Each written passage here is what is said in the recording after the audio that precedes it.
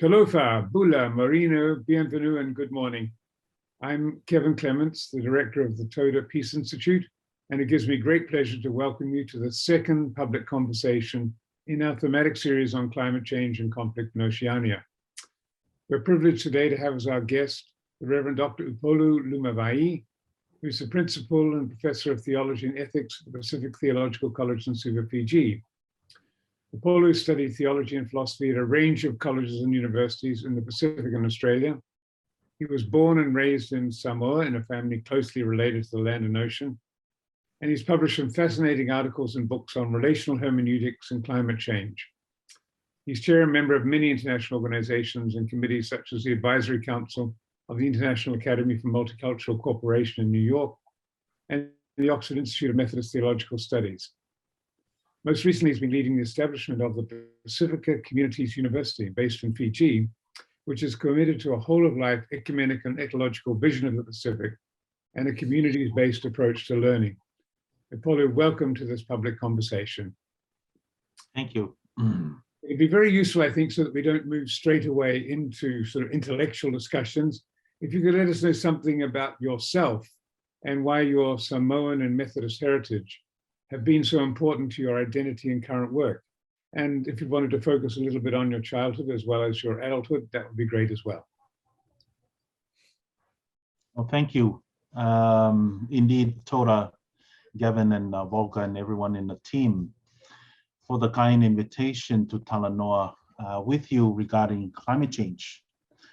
I first of all bring greetings from the Pacific Theological College, the first regional ecumenical institution of the Pacific churches, as you know, owned by churches spread throughout 16 countries in the Pacific region. I am very honored indeed. I grew up in Samoa, mostly in the village. I grew up in a family farm land called Lepale in the western end of the island of Savaii in Samoa. Lepale means to rest, thus a resting place of the spirits before they enter Pulotu, known to most Polynesian cultures as the underworld of spirits. My grandfather was a high chief and a farmer. My father was a talking chief, a farmer, and a fisherman. And of course, my mother was a backbone of the economy of the family. On the one hand, I grew up in a worldview shaped by relational philosophies deeply connected to the land and to the ocean through my father and through my family. On the other hand, I grew up as a Methodist, but also have roots in the Catholic and congregational traditions. I was drawn into the revolutionary aspects of the Wesleyan social holiness and the Catholic social justice movements, which of course underpin my theology and approach to life. In other words, the fusion of the ecorelational philosophies from my cultural family upbringing and the social justice movements from the church upbringing have contributed immensely to my worldview and advocacy work. Thank you. Oh, that's fascinating. And like you, I share a commitment to Methodist social holiness and gospel. I've never heard the social gospel quite called holiness before. It's a very nice term for it, though. Over to you, Volker. Volker is Toda's lead on our climate change and conflict program. So over to you. Thank you, Kevin, and thank you, Upolu. And Upolu, these days you are at the forefront of developing a genuine Pacific eco-relational approach to the challenges of climate change, based on your reflections on relational hermeneutics and the relational self as laid down in the books that you co-edited in 2017, Relational Hermeneutics, Decolonizing the Mindset and the Pacific Itulangi, and the other one, The Relational Self, Decolonizing Personhood in the Pacific. And your approach also very much influenced the development of our Toda Pacific Declaration on Climate Change, Conflict and Peace. And thank you once again for your contribution to elaborating this base for our climate change work in the Toda Peace Institute. So in the interview today, we'd like to talk to you about your concept of Pacific ecorelationality and its significance for climate change policies. So the first question then would be, what do you mean when you talk about a whole of life ecorelational perspective on climate change? In many Pacific communities, relatedness is the core principle that guides ethical decisions and directs practices.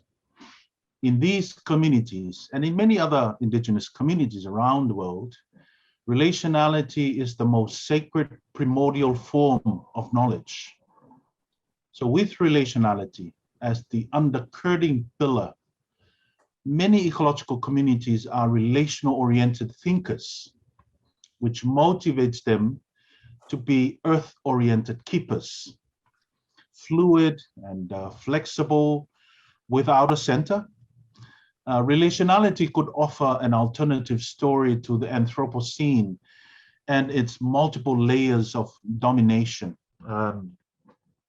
So one of the issues in our current dominant development narrative, including the climate change narrative and the dominant theologies, is that it sidelines the most foundational core that is at the heart of how Pasifika communities understand, for example, sustainability and resilience, and that is relationality. We miss this.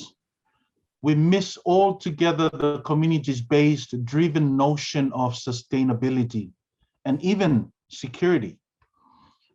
Relationality is a consciousness that should underpin a whole of life approach to anything, whether it's ecology, economy, or climate change, we name it. Today, I think we talk a lot about ecology and treat it as if ecology only refers to the natural environment. This is the compartmentalized Western narrative promoted since Ernst Haeckel, where ecology refers only to nature. As a result, we continue to treat ecology as a slave to economic interest, for example, the extractive industries. Pasifika relationality sees ecology as a complex, as multi-dimensional, yet always relational. That is, everything is ecorelational, including human beings. We are ecological through and through.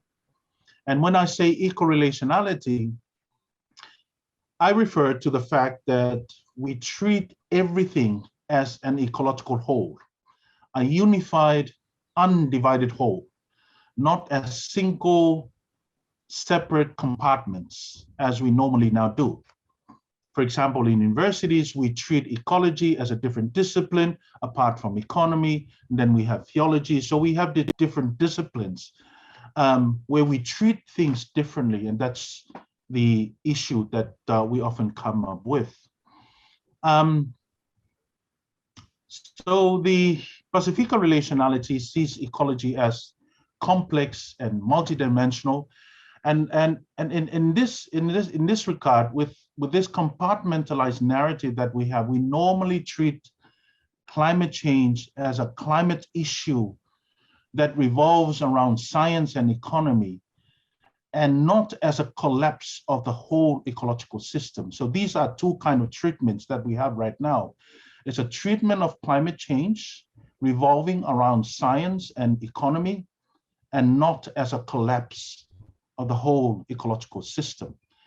A collapse triggered by the neglect of the ecorelational and ecological spiritualities that Indigenous communities advocate and protect. That is why also when we come to climate change policies, for example, they are normally developed to accompany project-driven activities and funded projects informed by science and less by spirituality. I think, and this is why I thank the Toda, because I think the Toda Pacific Declaration on Climate Change reverses to bring in this kind of whole of life perspective into the picture that we have been missing when coming to discussion of climate change. It's fascinating that you're actually focusing Western attention on the systems perspective. It's long been a huge gap in our thinking and way of life. In your books, you say that relationality is a both and way of thinking, and you criticize the narrative of oneification or the cult of uniformity. Can you elaborate on that? I mean, is that something that applies to all cultures, a kind of a tendency to oversimplify and generalize, or is it something that is, a particular malady of Western culture? Oneification is a term that I coined in some of my publications, especially the experience from colonial countries that have been colonized, and still systems and structures are still under this colonial influence. So the doctrine or the narrative of oneification is, for me in particular, is at the heart of all colonial projects. For colonization to work, an ideology was developed, for example, that other cultures and races need to be discovered in order to be saved. This salvation, of course, is through civilization and modernization. So this oneification movement was verified, and this is where I come in from the theological perspective. This oneification movement was verified by the theology of the singular God of Western monotheism. Such doctrine became the driving force behind the cult of uniformity, which means that everything and every culture should revolve around one culture, one rule, one way, one system, and one race. It is, for me, a very destructive and exclusive doctrine because it promotes an either-or way of thinking, where preference is normally given to the rich over the poor, the global north over the global south, policies over life, systems over people, economy over ecology, and science over spirituality. So oneification destroys diversity and multiplicity of ways and knowing. We need to engage seriously, for me, with de-oneification of everything. And if I want an example, that we need to de-oneify, for example, education. If we are serious about changing the climate change story, then de-oneification needs to happen. When we talk about climate policies, we need to talk about how different communities understand and have their own different climate strategies. Not all communities are the same.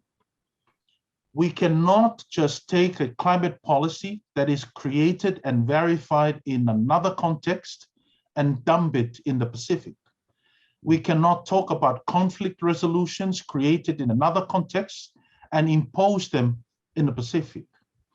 The Pacific, for me, is a context-based region. You cannot understand how things work if we don't understand the context. So we need to bring in spirituality, for example, where indigenous or faith spirituality, whether indigenous or faith spiritualities, to bear on our climate change discourse. Relationality is a both and consciousness. It is the sum, as I've written in some of these books, it is the sum of unity and distinction, science and spirituality, policies and life, person and of course community. from a relational perspective, when we see this, we don't see some sort of separate entities trying to relate. We only see the whole, where one flows in and out of the other so fluidly, shaping and influencing the other, creating that relational whole.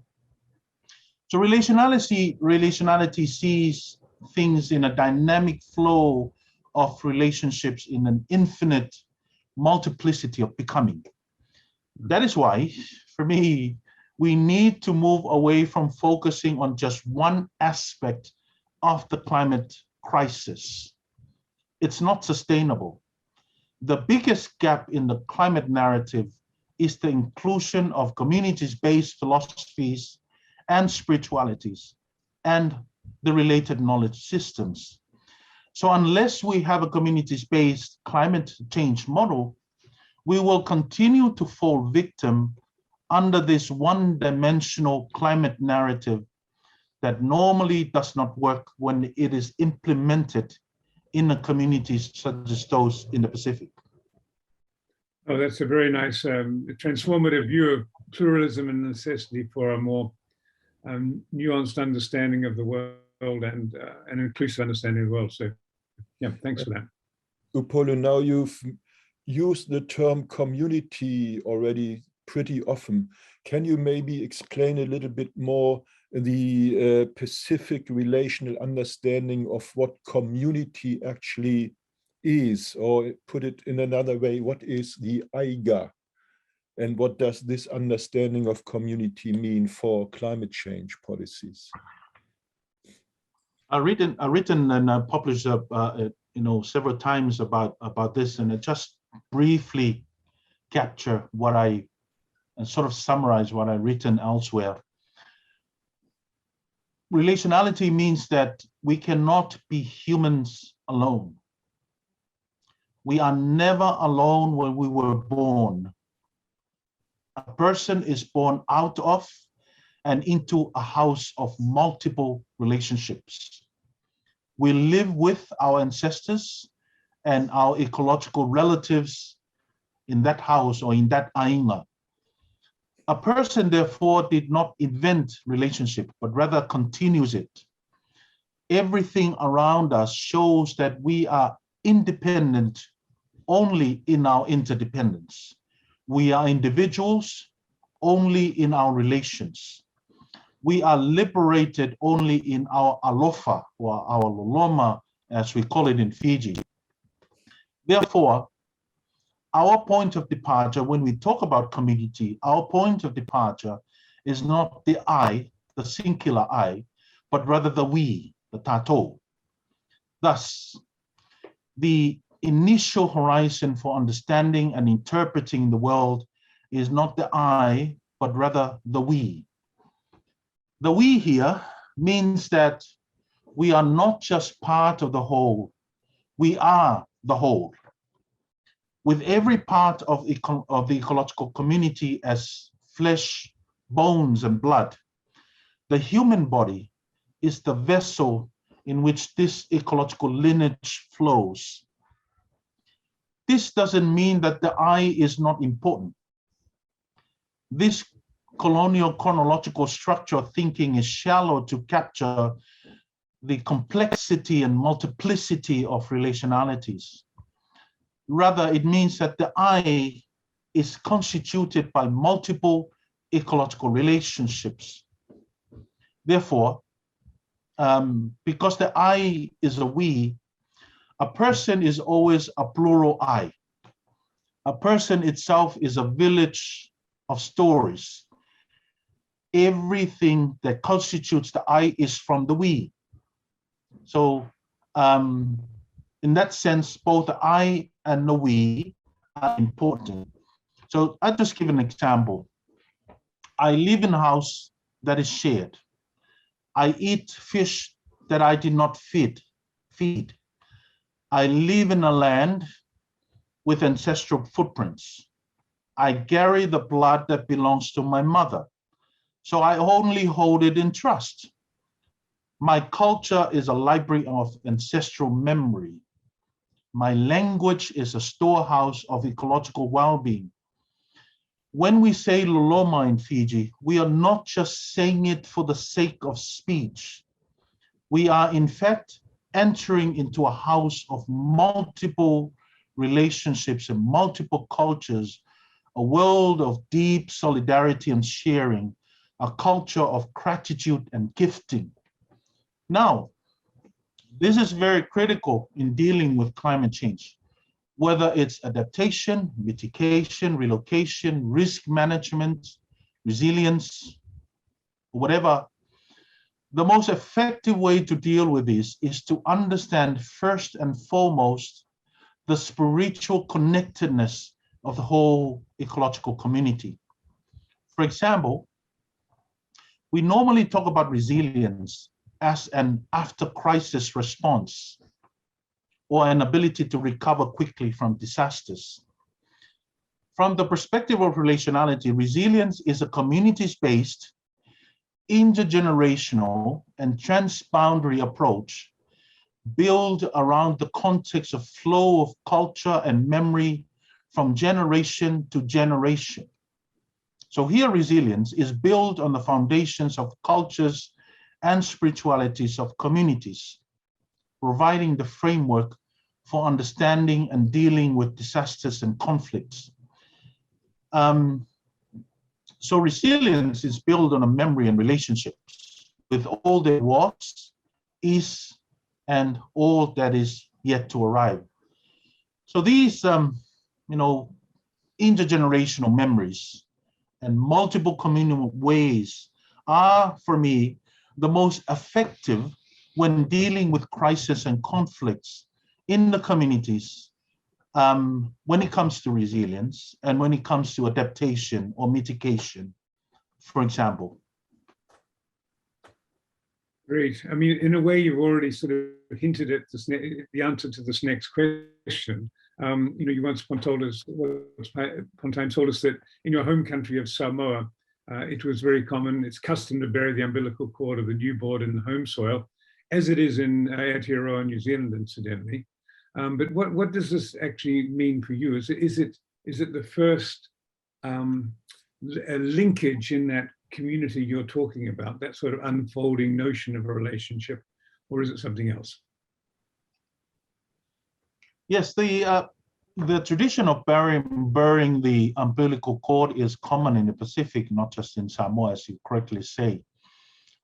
So first, my umbilical cord buried in the earth reminds me of what I'm made of: soil, dust, rivers, ocean. Second, it reminds us both of our physical and emotional connection to the earth. Third, it reminds me that my pute is not just a belly button. Rather, it is the window of immeasurable connections that comes with responsibility. So the pute is symbolic of that. It's a symbolic of responsibility, ecological responsibilities. And finally, the burying of the umbilical cord means that nothing is sustainable and complete unless I factor in the earth and its complex multiple relationships. All these four, I believe, are important when it comes to developing climate change frameworks and policies. We need to be reminded that mutual and emotional connection when it comes to creation and implementation of climate strategies are very, very critical, especially when we're working with communities who practice the burying of the umbilical cord and still believe this mutual connection, not only physical, but also emotional connection to everything there is. Mm-hmm. Good. And this, of course, runs totally detrimental to an understanding of land or the earth as a resource and as something that can be owned. So you have criticized these concepts of ownership and resources. And why is this so important for dealing with the issues of climate change? As I try to explained before, because the I and the we cannot be separated in the community, our lives flow into each other and out of each other, just like day and night flow into each other without tension and hostility. This is why the notion of individual ownership is not only problematic, it is also capitalistic through and through. Because ownership was at the heart of the doctrine of discovery, where what they declare as terra nullius or vacant lands need to be claimed and owned in the name of God and in the name of explorers, sovereign leaders. This idea of ownership still is at the heart of the dominant development narrative. So the notion of ownership promotes the we have mentality, which is central to the neoliberal philosophy of growth. And this is opposed to the we are mentality. So the we have mentality normally focuses on the question of profit.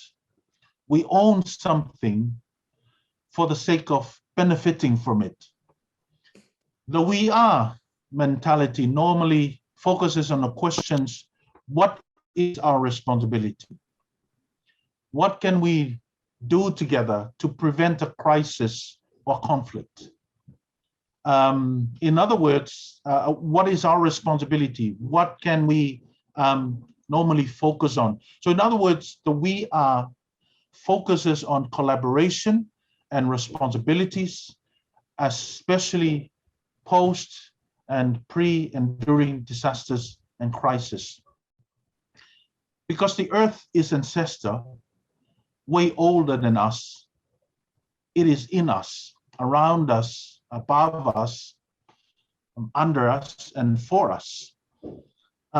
Therefore, we don't own it. Rather, the earth owns us. And this might be disturbing to some, because this is how we think in the light of relationality. In relationality, we think relatives, we think kinship, we think connection, we think communities.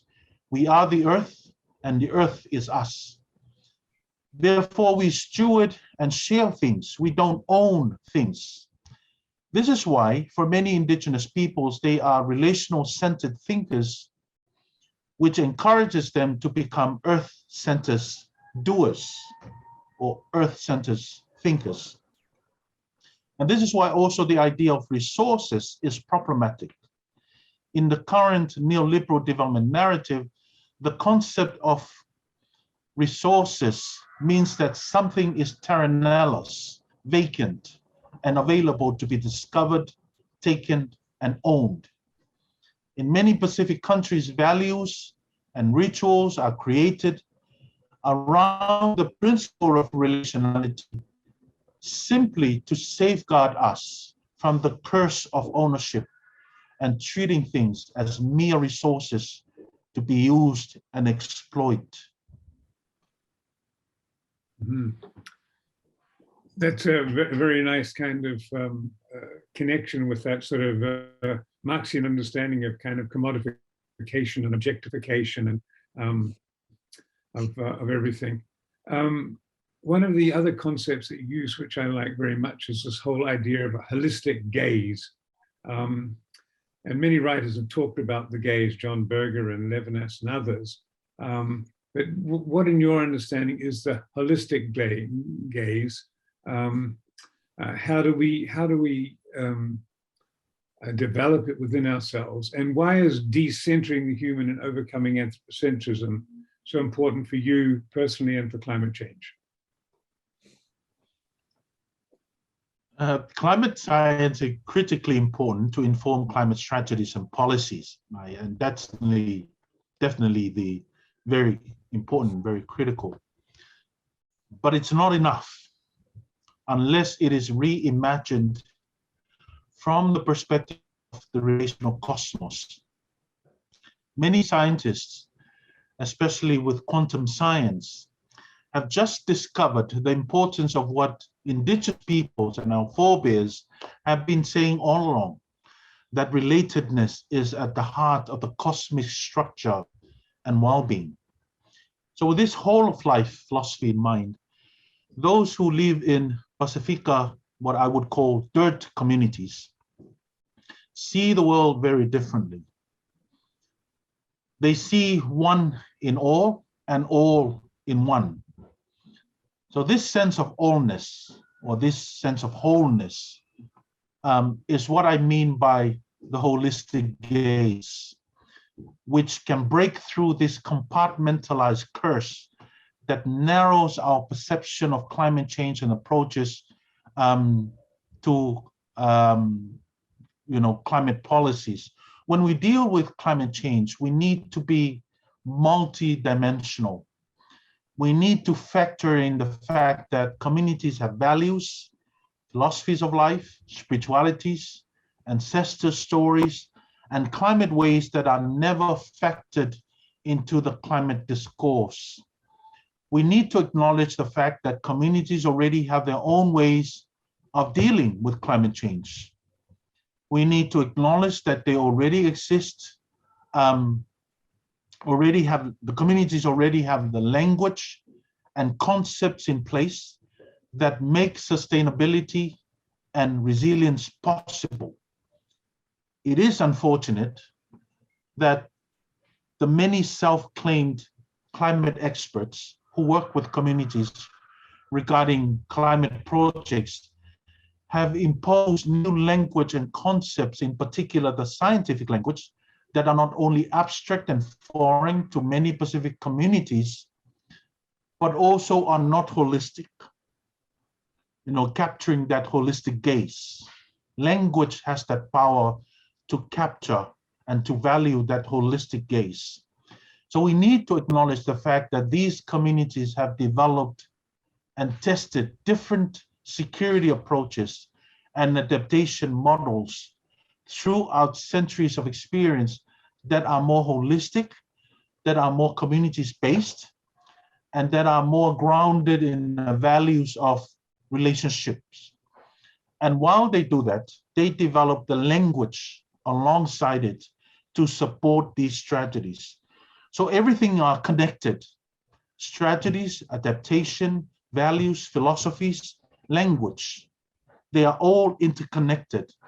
So when we come to climate projects and climate resilience or whatever, we need to look at the interconnectedness of all of this. Missing one is missing everything. So when we try to implement, or we try to talk about climate policies or climate resilience, whatever climate adaptation that we're trying to say, but if we miss the language part, then we miss altogether this holistic gaze, how communities think, because the values and the thinking, the philosophies are couched in the language and the concepts that they use. And this is why it's very critical. These language and concepts are linked to the spiritualities and the values of the people. Good, thank you. Thank you. Yeah, and does this also lead to a critique of concepts like human security, which are very popular in the climate change discourse and in the development discourse, and which are presented as progressive in comparison to notions of national security or international security? So very much of the debate and discourse in the climate change field now is revolving around human security. So what is your take on that? Well, let me put it this way. This is not so much about the decentring of the human, because not all humans have the same benefits.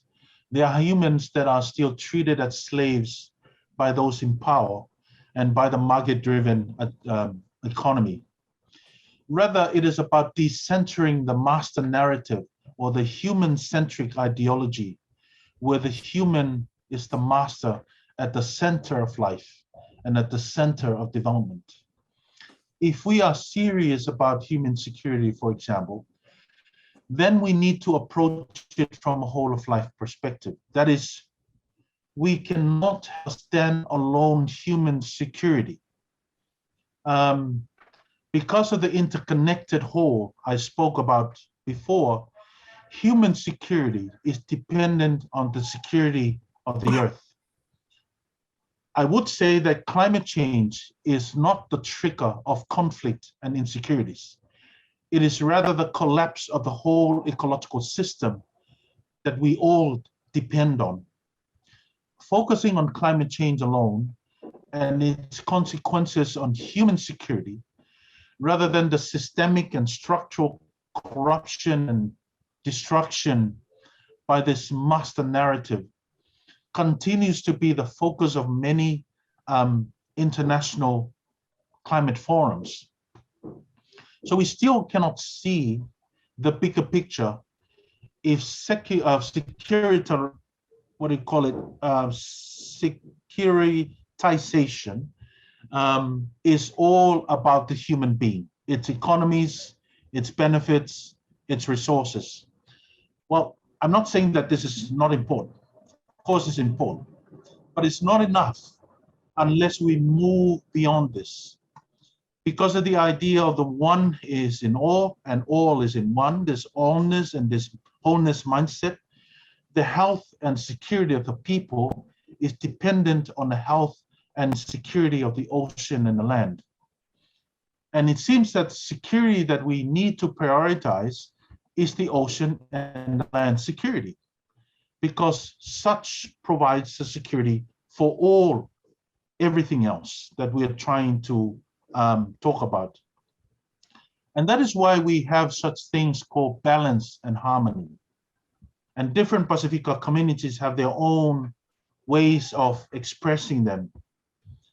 And let me say that these are not romantic notions as deemed by others who don't understand how communities work. Rather, these are ecological principles of well-being meant to protect the ecological community and promote stewardship and security. That is why communities have rituals, for example, to protect what is agreed by the community as tapu, or sacred, such as land, ocean, or any space. And if someone breaks and violates the tapu, it means violating the sacredness of that space or relationship or person. Therefore, one is required to go through these rituals, several rituals of asking for pardon and have caused disharmony and imbalance. So today, we are still enslaved by this obsession for human security, that we destroy everything in the present to secure our future.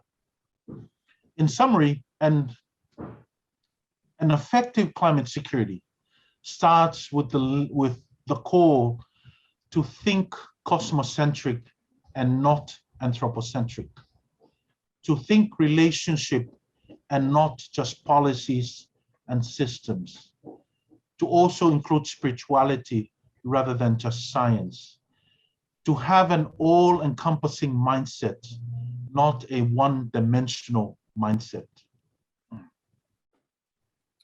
Great. You said in the past that the search for climate change solutions must go beyond the secular, and that's very important in Fiji and Samoa and so forth. Given that the churches are by far the most influential social actors in the Pacific, how do you see their role in the climate change discourse? And are there any big differences in the approach different churches take to climate change? No, because the Pacific is more than 90% religious, Christian, including other religions, including also the spiritualities of indigenous communities. Any climate narrative that is wholly secular does not work in the Pacific. Why? Because the Pasifika communities see things from a spirituality that is integrated. The problem is that we secularize climate and development policies to an extent that they no longer have a soul. They don't have emotions. They don't have life. They don't breathe. They are dehydrated, dried of the life-giving waters of the communities. If we want to achieve sound and effective climate solutions, then first and foremost, we need to acknowledge the integral sacredness of the earth and its overarching spirituality that has been there for centuries and centuries. It is that should drive the secular, not the other way around as we now do it. That is why I think when we talk climate solutions, governments, churches, Indigenous leaders, youth, women should all be present at the discussion table and to ensure that they are partners, trusted partners, rather than just the consulted. Because these other people, such as churches and Indigenous leaders, youth and women, they will bring in the non-secular perspectives into the climate change discussions. And they will bring in the kind of transformative worldview that is hardly found in the current climate narrative. But are there any major differences between different denominations, different groups and within the Pacific that are sort of challenging each other internally? There are quite some differences, in particular, differences in a way of approaching climate change, and differences in ways of doing theology in relation to climate change. So for example, some churches have climate change departments, for example. Some churches do not. Some churches have climate change projects, but are incorporated into a certain department that deals with social justice issues, for example. But that department only deals with, sort of deals with social justice issues as a whole. But when it comes to the notion of theology, that's where I think the huge difference comes in, because there is a strong push of a kind of a fundamentalist theologies in the region, which is also adopted by many mainline churches. And this is the risk that we are trying to deal with, because it also leads to conflicts. So the theology, some of the theologies, for example, they normally treat disasters and conflicts and climate change crisis as a sort of a punishment and a curse from God. Yeah. And immediately that sort of changes the dynamics of how we talk about climate change. So some churches like the Pacific, like those in many under the Pacific Conference of Churches, despite that they have different approaches, but they sort of share the theology that climate change also is caused by men. And climate change, humans, if you want to put it. And climate change is so complex, it's broader than just a punishment and a curse. But this is where the tension comes in. It's a tension between the churches and the differences of approaches, but in particular, the differences of theologies. Because some of the theologies are not only developed from within, but most of these theologies are sort of shaped by other movements, external movements that are external from the Pacific. Good, thank you very much. And Upolu, more recently, you also have come forward with a critique of deep sea mining as a threat to and for Pacific communities. And the mainstream argument here is we need a green transition to save the climate. So we have to switch to renewables. And for this, we need more minerals, and hence we need more mining, including deep sea mining. So what's wrong with that in your view, if we need this green transition? You know, churches, let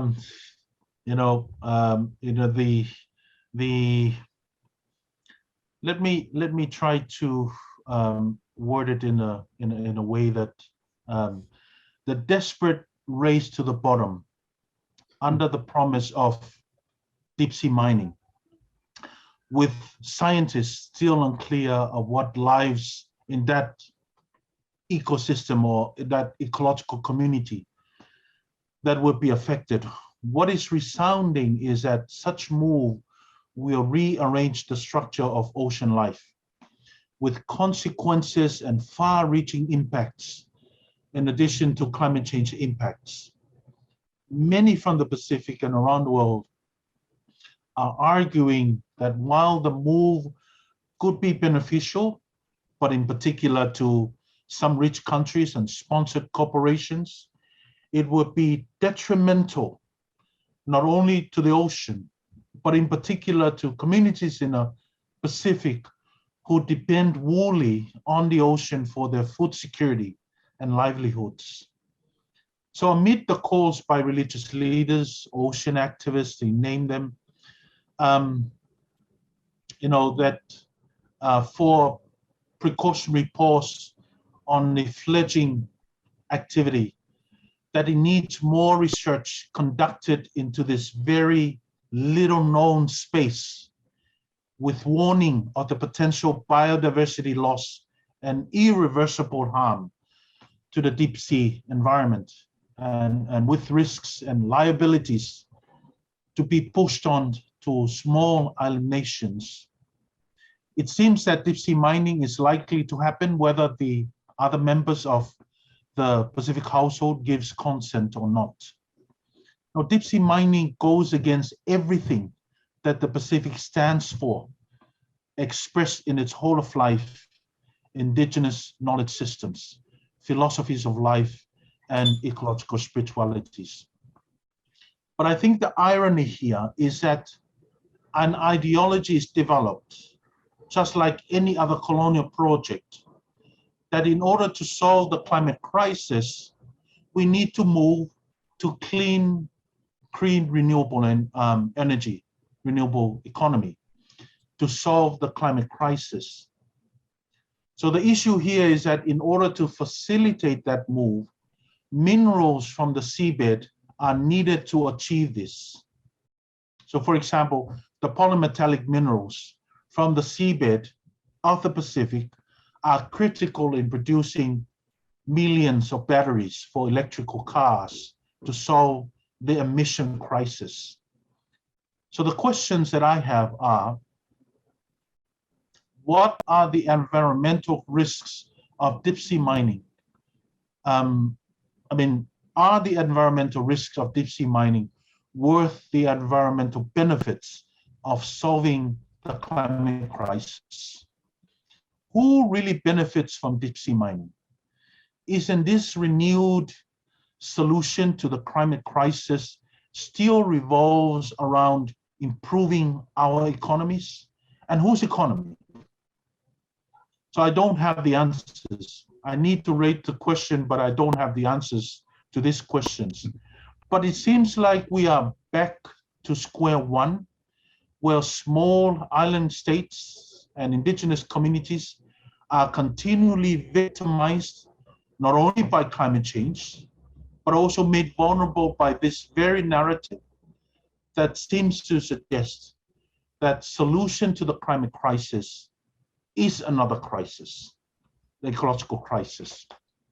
So it seems we are growing in circles, creating crisis after crisis, conflict after conflict, insecurity after insecurity. And it seems we already know who the victims will be. Yeah, good point. There seems to be a growing willingness sort of in mainstream climate change discourse to acknowledge the significance of the things we've been talking about, traditional indigenous knowledge, the need for a more holistic perspective on things. do you think that's just sort of lip service? I mean, what do you make of it?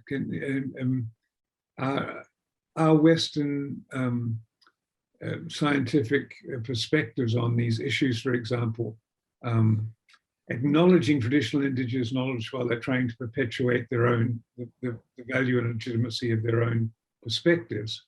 Can you give us some examples of how traditional indigenous knowledge is dealing with the challenges of climate change, and in ways which wouldn't have been anticipated by Western climate change experts? I mean, for me personally, there's nothing more adaptive and healing than community cooperation before and after natural disasters or crisis. So for example, many Pasifika communities have their own disaster management systems and strategies to activate when it comes to disasters and conflicts. So for example, they share food, they share homes, they share community halls pre and post disasters. They share services such as looking after the elderly and preparing houses. They share decisions and they share knowledge. So during and after disasters, different groups have different responsibilities. So for example, young men are responsible for food and water preservation, restoring infrastructures, fishing for the community, and restoring in agriculture. Young women deal with weaving and rethatching of houses. Elders, both men and women, develop effective distribution strategies of food and water left behind by the disaster, even providing counseling. Each group is required to play their role in order for the community to recover as immediate as possible and to provide security as much as possible before the governments, NGOs, and other organizations come in. These, for example, are cheaper and most effective ways of dealing with climate change that communities know, yet are not acknowledged by those controlling the gates of climate policies and climate development. Other villages are made up of families, for example, with special skills to assist the community not only during disasters, but also for the development of the village, such as particular skills of fishing, farming, weaving, counseling, and so forth. These are the different skills and the different gifts passed down from generation to generation by their forebears that are only shared within that particular family. But the purpose is that that skill and that gift must be shared with the communities when it comes to disasters and conflicts and crises that affects everyone. So we have particular gifts, we have particular skills, but those skills are not meant for that family alone. They are meant for the restoration and the transformation of the community. And this is missed throughout in our discussions. So when we discuss policies, when we discuss development and resilience and other parts, we normally miss this aspect of community cooperation and collaboration. Great, thank you. Thank you. And maybe at the end of this interview, Upolu, we come back to your role as the principal of the Pacific Theological College and what you have said so far means for the education systems in the Pacific, and in particular also for your Pacific Theological College. As we understand it, you are in the process of establishing an Institute for Climate Indigenous Knowledge. So can you elaborate a little bit on that, how to really translate your ideas and your approaches and concepts into education for the future generation? Yeah, thank you for that. BTC is developing a Pasifika Communities University grounded on this whole of life vision. So the vision aims to establish a higher educational platform that is communities-based and communities-informed, grounded on the knowledge and faith and spiritualities of the grassroots communities. One that facilitates and produces homegrown, sustainable Pasifika ways of knowing and being, informed by life-affirming philosophies, values, and best practices that put the whole of life at the heart of theology, education, and development. So it hopes to provide an, if you want to use the word alternative, it hopes to provide an alternative to counter a colonial and destructive ideological promise that has shaped development in the Pacific for centuries. Part of the university is to establish an Institute for Climate Indigenous Knowledge, or ICIC, simply to address the gap in the climate narrative, that is, indigenous knowledge and spiritualities. The Institute hopes to bring back our community's climate knowledge that have been sidelined for centuries. And by doing that, the Institute aims to recognize and protect Pasifika livelihoods and heritage, to assist, and one of the aims is to assist in codifying and translating grassroots communities' climate knowledge, research, to inform established international structures and climate policies. And of course, also to provide a platform for ongoing conversation of the link between climate science and indigenous knowledge of the communities. And we found out that in the Pacific, we lack this. This is a gap. I'm not talking about the world right now. I'm talking the Pacific, is that we have different projects and we have different initiatives, but it's not part of the whole vision of a university.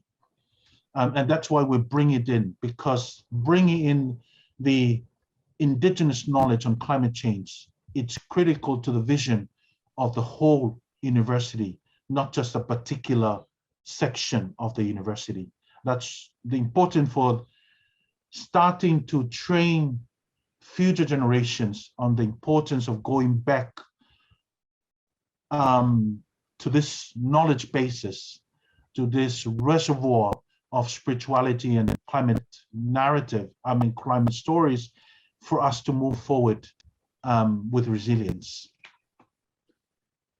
Great, and finally, you have another project up your sleeve. You have endless numbers of projects that you're working on.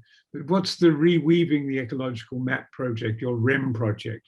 I mean, in a way, I think you've been talking about that all the way through this interview, but if you could just spell out a little bit about what you're trying to achieve in that particular project, that would be wonderful. Yes, this is a great project. Reweaving the Ecological Mat, or REM, is a unique and Pasifika grown initiative initiated by PTC in 2017. It uses the concept of reweaving and the metaphor of the mat to tell the story of hope about our ecology and development. So the initiative is a self-determination strategy aimed at weaving a Pasifika story about us, about our ecology and development, a story of hope despite the depressing statistics on physical and mental health, poverty and inequality, the impacts of climate change, environmental destruction due to overlocking, you name it. REM is drawn from three main sources central to Pasifika people. First is indigenous knowledge, philosophies and spiritualities and art. Second, the Christian Bible, theology and spirituality. And third is communities' knowledge and experiences. So the REM initiative aims at achieving three things. First is research and produce, communities-based or household framework for development. Second is to seek alternative measures, balance health and well-being. And third is to produce well-researched publications for education on this household framework for development.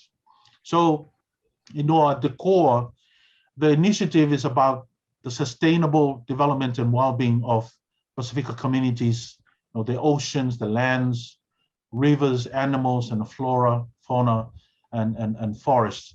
So to date, the initiative has grown into an ecological and well-being movement in the Pacific communities. So recently, the REM was added as part, for example, of the Pacific Islands Forum 2050 Blue Pacific Strategy to assist the countries in the Pacific developing safe and healthy, resilient initiatives for the 2050 Pacific. Great. We're actually at the end of our time, Upolu. We could have gone on much longer. There are many other things to explore. But on behalf of Volker and the Toda Peace Institute, I'd just like to thank you for reminding us of the destructive consequences of the colonial experiment. The past colonialists and missionaries and others thought they were engaged in a civilizing mission, but as you've told us, they were actually involved in activities which undermine that kind of communal identity that's so central to your life and tradition. The cult of individualism gives rise to kind of blinkered perspectives, and one which has to be ameliorated and transformed by returning to some sort of notion of collective wisdom. And your whole idea of a wholeness gaze, a respect for the pluralism that lies in community, but the centrality of community in relation to the individual. I think all of that's come through loud and clear. And in particular, figuring out ways of drawing on those resources to respond to the kind of major global challenge of climate change is, I think, hugely important, and one which we can't ignore. I mean, those of us from the privileged countries of Australia and New Zealand and elsewhere, we can't ignore the necessity for us to begin thinking about how we change our own paradigms so they're more in accord with yours. And so we might begin thinking together how we can renew our connections to the land, to the sea, to the people, and to the wisdom that lies in all of those things. So thanks a million for a very frank and wonderful conversation, and for sharing your views of ways of transcending the negative colonial experience in the rediscovery of your pre-colonial past. Thank you. Well, thank you. I'm really honored to be given this opportunity to share. What I share today is not mine. It belongs to the community. I'm just a messenger from the communities. Whatever happens, but at least that we've shared something together. And I think it's a shared narrative and a shared goal for all of us, especially, Toda has been leading in that regard of having a kind of holistic gaze, a kind of allness mindset, not just through policies, but also capturing the importance of community-based knowledge and structures, how they do things. And I thank Toda for continuing to push that transformative approach to climate change, which I'm really grateful to be part of. Thank you. Volker, do you want to say anything by way of ending?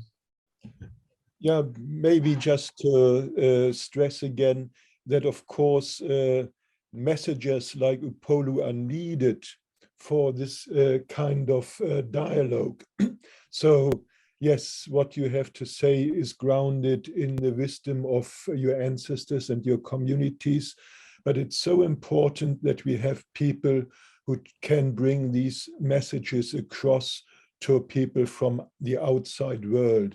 And I think what Toda tries to do is to organize this kind of cross-cultural dialogue this cross-cultural conversations that may lead to better mutual understanding from where we come from and how we can change together towards the better in these challenging times.